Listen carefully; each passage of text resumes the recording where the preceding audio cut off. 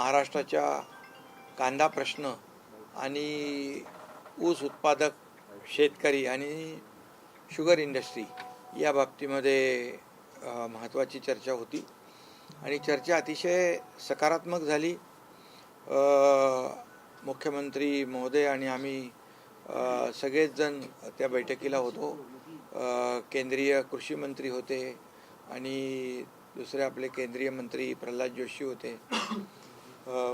एकंदरीत जेव्हा जेव्हा महाराष्ट्रातल्या शेतकऱ्यांवर संकट येतं, यापूर्वी देखील आपण पाहिलं की 2023ला ऊस उत्पादक आणि साखर कारखान्यांचा जो प्रश्न निर्माण झाला होता, त्यांना 10,000 कोटी रुपये इन्कम टॅक्समध्ये माफ करण्याचा निर्णय अमित भाईंनी घेतला होता. तेव्हा देखील साखर कारखान्यांना ऑक्सिजन देण्याचं काम त्यांनी केलं, नाही तर ते साखर कारखाने व्हेंटिलेटरवर गेले असते. आणि अनेक निर्णय त्यांनी यापूर्वी देखील घेतलेत. आदरणीय प्रधानमंत्री नरेंद्र मोदीजींच्या नेतृत्वाखाली, मार्गदर्शनाखाली सहकार क्षेत्र सहकार विभाग, सहकार मंत्रालय पहिल्यांदा झालं. आणि मी या ठिकाणी मुद्दाम आपल्याला सांगेन की जे 50-60 वर्षामध्ये सहकार क्षेत्रामध्ये जे काही आमूलाग्र बदल, क्रांतिकारी निर्णय झाले नाहीत, ते अमित भाईंच्या 5 ते 6 वर्षाच्या कारकिर्दीमध्ये अनेक क्रांतिकारी निर्णय झाले. जसं मी तुम्हाला सांगितलं, 10,000 कोटी तर फक्त महाराष्ट्राचे होते, पण देशभरातले असे 50-60 हजार कोटी रुपये जे इन्कम टॅक्सचे जे न परवडणारे टॅक्सेस होते ते कमी केले. त्याचबरोबर त्यांनी 2 लाख पॅक्स जे प्रायमरी ॲग्रिकल्चर कोऑपरेटिव्ह सोसायट्या ज्या आहेत त्या सुरूही झाल्या, कम्प्युटराईज झाल्या, त्याचं डिजिटायझेशन झालं आणि त्यांना ताकद देखील दिली. आज आपण पाहतोय की पॅक्सला अनेक कामं त्यांनी, अगदी पेट्रोल पंपापासून अनेक कामं, CSC सेंटरपासून अनेक जी कामं आहेत ती त्यांना हाताळण्यास दिली. त्यामुळे पॅक्स देखील अगदी गावापर्यंत तो सर्वसामान्य लोकांना लाभ मिळू लागला. यापूर्वी काही ठराविक लोक त्याचा फायदा घेत होते, परंतु अमित भाई आल्यानंतर हा लाभ जो आहे हा शेवटच्या शेतकऱ्यापर्यंत, शेवटच्या माणसापर्यंत पोचला पाहिजे, हा उद्देश डोळ्यासमोर ठेवून त्यांनी तो निर्णय घेतला. आज देखील आपण पाहिलं की महाराष्ट्रामध्ये कांद्याच्या बाबतीमध्ये जे आंदोलन वगैरे सुरू आहे, तर त्यामध्ये देखील त्यांनी स्टोरेज कॅपॅसिटी वाढवणे, MSPच्या, त्याचबरोबर जे नाफेड आणि NCCFच्या माध्यमातून कांदा खरेदी करण्याचा निर्णय घेतला, 1,580 रुपये प्रति क्विंटल, आणि त्याच्यामध्ये देखील ती 2 लाख टनाची कॅपॅसिटी वाढवण्याचा देखील विचार करण्याचा सकारात्मक निर्णय घेतलेला आहे. त्याचबरोबर स्टोरेज कॅपॅसिटी वाढवून त्याच्यामध्ये शॉर्टिंग, ग्रेडिंग आणि हे सगळ्या ज्या काही बाबी आहेत त्यासाठी देखील सकारात्मक निर्णय घेतलेला आहे. एक्साईज जी ड्युटी, जे एक्सपोर्ट ड्युटी आपण म्हणत होतो की एक्सपोर्ट ड्युटी आहे, पण तो एक्सपोर्ट ड्युटी देखील ती रद्द केलेली आहे कांद्यावरची. त्यामुळे कांद्याला स्थिर भाव मिळाला पाहिजे यासाठी सकारात्मक निर्णय आज अमित भाईंनी घेतलेले आहेत. त्याचबरोबर साखरेच्या बाबतीमध्ये देखील त्यांनी इथेनॉलचा जो कोटा आहे तो कमी झालेला आहे आणि पूर्वीप्रमाणे इथेनॉलचा कोटा वाढवण्यावर देखील सकारात्मक निर्णय घेतला आहे. त्याचबरोबर शुगर केनची MSP वाढवण्याचा देखील पुनर्विचार करू अशा प्रकारचा देखील निर्णय घेतलेला आहे. त्याचबरोबर शुगर इंडस्ट्रीचं लोन रिस्ट्रक्चरिंग करण्याचा निर्णय घेतला आहे. ड्युअल प्रायसिंगच्या बाबतीमध्ये देखील विचार करू आणि त्या बाबतीत सकारात्मक निर्णय घेतला, कारण कमर्शियल आणि डोमेस्टिक साखर आहे ते जे काही दर आहेत त्या दरामध्ये देखील सर्वसामान्य माणसाला फटका बसणार नाही याचा विचार त्यांनी केलेला आहे. आणि त्याचबरोबर ऊस कामगार जे आहेत त्यांचा EPFचा जो विषय आहे त्यावर देखील सकारात्मक तोडगा काढू अशा प्रकारचे फटाफट निर्णय, positive, no reason on the spot decision अशा प्रकारचा त्यांनी निर्णय घेतला आणि सगळ्यांना सांगितलं तुम्ही आनंदात जावा, हे निर्णय फास्ट होतील आणि आपल्या कांदा शेतकऱ्यांना फायदा होईल आणि ऊस उत्पादक शेतकरी असतील त्याचबरोबर साखर त्यांना देखील यामध्ये कुठेही अडचण येणार नाही. खरं म्हणजे साखर कारखाने हे देखील एक विकासाचं मोठं केंद्रबिंदू आहे आणि मग आजची बैठक अतिशय खूप सकारात्मक झालेली आहे आणि कांद्याचं देखील एक्सपोर्ट कसा वाढेल या दृष्टीने देखील ते म्हणाले आपण प्रयत्न करू जेणेकरून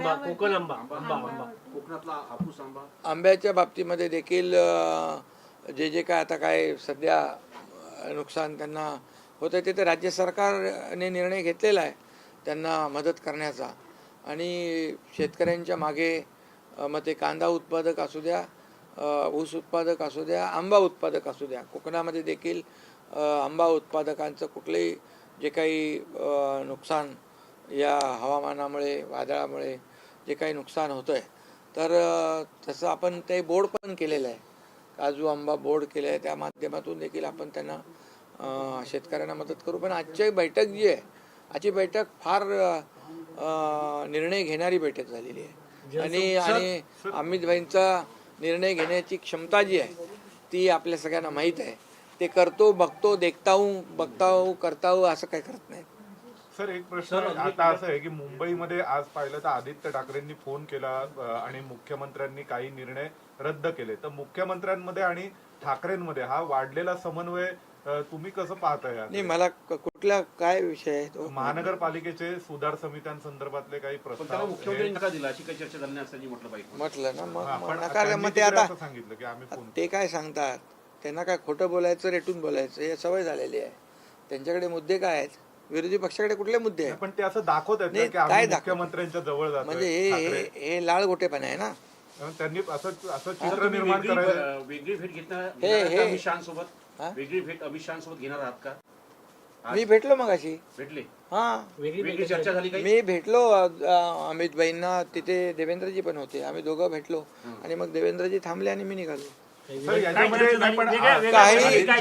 तुमची राजकीय चर्चा काही झाली? ते आता आम्ही राजकीय चर्चेसाठी आलोच नव्हतो आणि राजकीय काय निर्णय आम्ही महाराष्ट्रातच घेतो.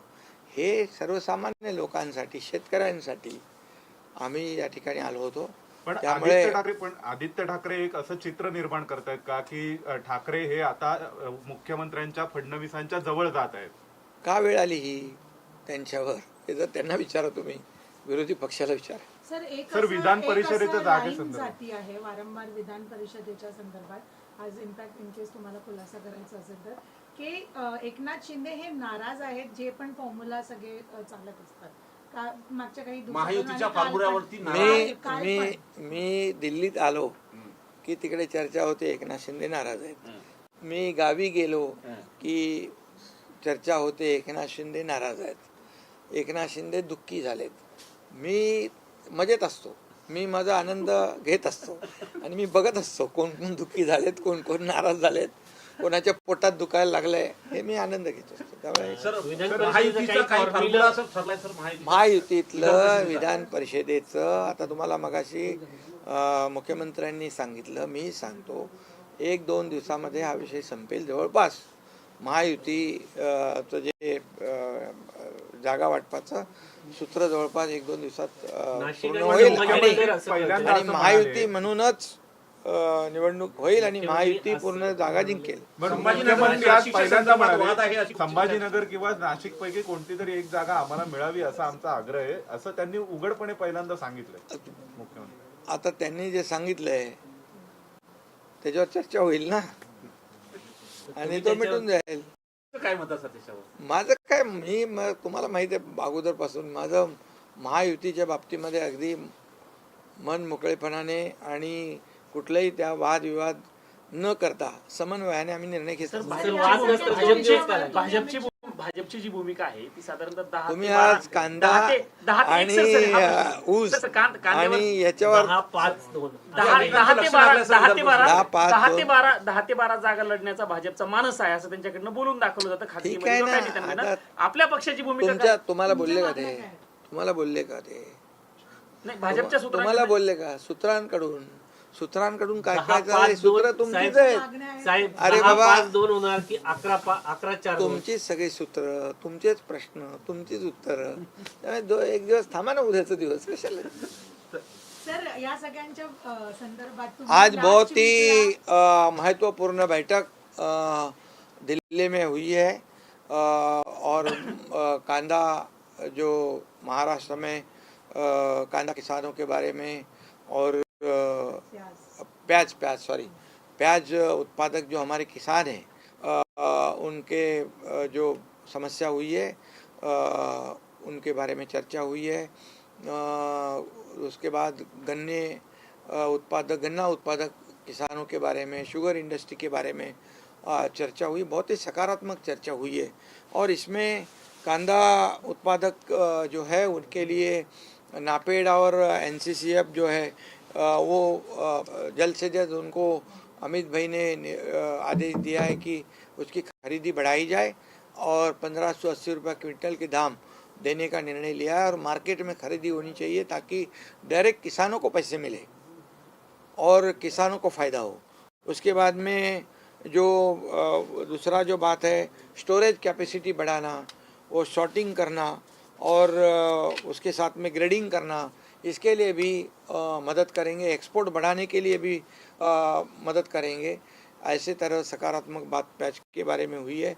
शुगर के बारे में इथेनॉल का कोटा जो है वो कम हुआ है, उसको बढ़ाने का निर्णय लेंगे ऐसा कहा है. एमएसपी जो है शुगर केन की वो बढ़ाने के लिए विचार करेंगे, ज़रूर विचार करेंगे ऐसा कहा है. शुगर केन इंडस्ट्री का लोन रिस्ट्रक्चरिंग करने का भी निर्णय और वो भी उस पर भी चर्चा हुई है. गन्ना मजदूरों को भी ईपीएफ जो है लागू करने सकारात्मक विचार करेंगे और निश्चित रूप से जो डुअल प्राइसिंग है, जो कमर्शियल और डोमेस्टिक जो शुगर है उसके बारे में भी आम आदमी के ऊपर कोई भी भार न पड़े प्राइस का बढ़ोतरी का, इसका विचार करेंगे ऐसा भी उन्होंने कहा है. और मैं ये कहूँगा कि अमित भाई ने जब सहकार मंत्रालय 6-7 साल हुए उसमें, लेकिन पिछले 60-70 सालों में जो काम नहीं हुआ है वो काम 6-7 सालों में हुआ है. ये बहुत ही एक सहकार क्षेत्र को मजबूती देने का काम अमित भाई ने किया है. और जैसे पैक्स को बढ़ावा देके उसको मजबूत करके कंप्यूटराइज करना, डिजिटाइज करना और आखिर जो है आम आदमी, सामान्य आदमी, उसके नागरिक उस वहाँ तक उसका लाभ मिलना चाहिए. इसके लिए सहकार क्षेत्र में कई निर्णय, जो क्रांतिकारी निर्णय अमित भाई ले रहे. मैं ये भी याद दिलाऊंगा, जब गन्ना उत्पादक और शुगर इंडस्ट्री जब तकलीफ में आई थी तब 2023 में लगभग महाराष्ट्र के शुगर इंडस्ट्री और गन्ना उत्पादकों के लिए 10,000 करोड़ का इनकम टैक्स वे ऑफ करने का निर्णय अमित भाई ने लिया था. उसके लिए कानून में भी बदलाव किया. ये भी बहुत बड़ी बात है. जब जब किसान तकलीफ में आते हैं तो अमित भाई उनको राहत देने का काम करते हैं. आज भी हमने देखा है कि प्याज के किसान, प्याज उत्पादक किसान, गन्ना उत्पादक किसान, इनके जो जो प्रश्न थे, जैसे जैसे प्रश्न सवाल खड़े किए उसका जवाब भी तुरंत दे दिया. मैं ये कहूँगा कि उनके पास करता हूँ, देखता हूँ ऐसा कोई सॉल्यूशन नहीं है. No reason on the spot decision, मैंने अभी कहा है कि ऐसा उनका काम है. और इसलिए महाराष्ट्र के किसान जो है उनके साथ में अमित भाई खड़े हो गए, से केंद्र सरकार खड़ी हो गई और मोदी जी भी हमेशा किसानों को प्रायोरिटी देते हैं, किसानों के पीछे खड़े रहते हैं. महाराष्ट्र सरकार और केंद्र सरकार मिलकर एक किसानों को साथ देगी, आज की बैठक में किसानों के साथ खड़ी रहेगी। आज की बैठक में सर्वदलीय नेता भी थे, राष्ट्रवादी के जो नेता थे शरद पवार जी की पार्टी की, वो भी शामिल हो गए। सब लोग थे ना, सब उसमें सभी दलों के लोग थे। ये uniform Rahul civil Gandhi- code को लेकर एक है कि uniform civil code Rahul Gandhi- Assam में लागू कर दिया गया है, महाराष्ट्र में भी होना चाहिए क्या? राहुल गांधी जो है उन्होंने सवाल उठाया सीबीएसई पर, वो एसआईटी प्रोब मांग रहे हैं, बोल रहे हैं कि बच्चे और पेरेंट्स सदमे में है जिस तरह से सीबीएसई का सारा गफला चल रहा है। कभी स्टूडेंट्स को गलत क्वेश्चन शीट दी जाती है और साथ ही में नीट मामले को भी उन्होंने जोड़ा। मराठीत सुद्धा नाही बघा आता ते नीटमध्ये तर फार म्हणजे विद्यार्थ्यांचं खूप नुकसान झालेलं आहे आणि यामध्ये जे जे लोक आरोपी आहेत त्यांना बिलकुल सगळ्यांवर कठोर कारवाई झाली पाहिजे। विद्यार्थ्यांच्या भवितव्याशी आयुष्याशी खेळण्याचा कुणालाही अधिकार नहीं। ये बहुत ही ये जो स्टूडेंट का मामला है, एजुकेशन का मामला है, इसमें कोई भी किसी को भी बख्शा नहीं जाएगा। बहुत ही कड़ी कार्रवाई जो लोग हमारे विद्यार्थियों के साथ भविष्य के साथ खिलवाड़ करेंगे उनको बिल्कुल कड़ी कार्रवाई करेंगे। धन्यवाद। 5 मिनिटं